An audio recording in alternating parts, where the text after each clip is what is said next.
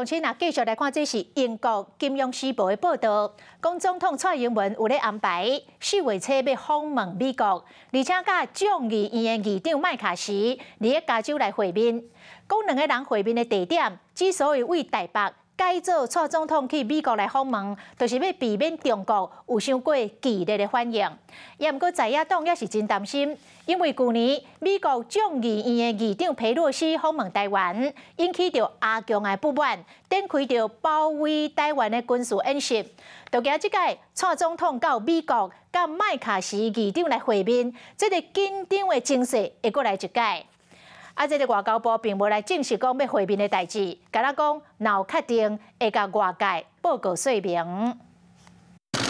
英国《金融时报》报道，总统蔡英文会伫4月时阵访问美国，伊访问友邦瓜地马拉、甲贝里斯为主，前往加州、甲纽约。伫咧加州，甲美国众议院议长麦卡锡来见面，了后伫咧雷根的图书馆发表演说。这个消息嘛已经得到该单位的证实。元首外交是我们外交非常重要的一环，因此这个是我们外交部的重责大任，有规划完成的，我会对外面来做说明。虽然讲外交部长吴钊燮并无证实，也毋过部分的行程逼出来，互在野党是真敏感。访问这个中南美洲友邦的这个形式来去过境，还是现在具体的这个进度是如何？目前如果说还没有任何的确定的日期是4月吗？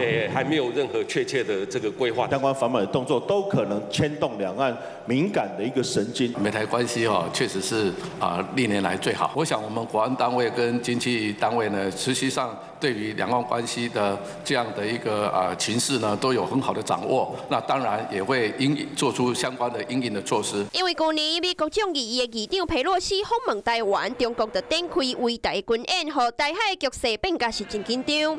传出这边2人见面的地点会为台北改做是蔡总统出访到美国，就是咧避免中国阁有伤过激动的反应。是不是为了避战，我们外交部可能取消他来台访问的这样的努力？这个说法可能有点不确实了。美国的政要他们有完全的自由跟权利，选择时间、选择方法拜访台湾，或者跟台湾的好朋友见面。台湾总统是否会拜访美国这件事情，我们就静待证实。蔡总统卸任前的出访，会为美国、中国、甲台湾3方的关系带来什么款的影响，政党是非常关心。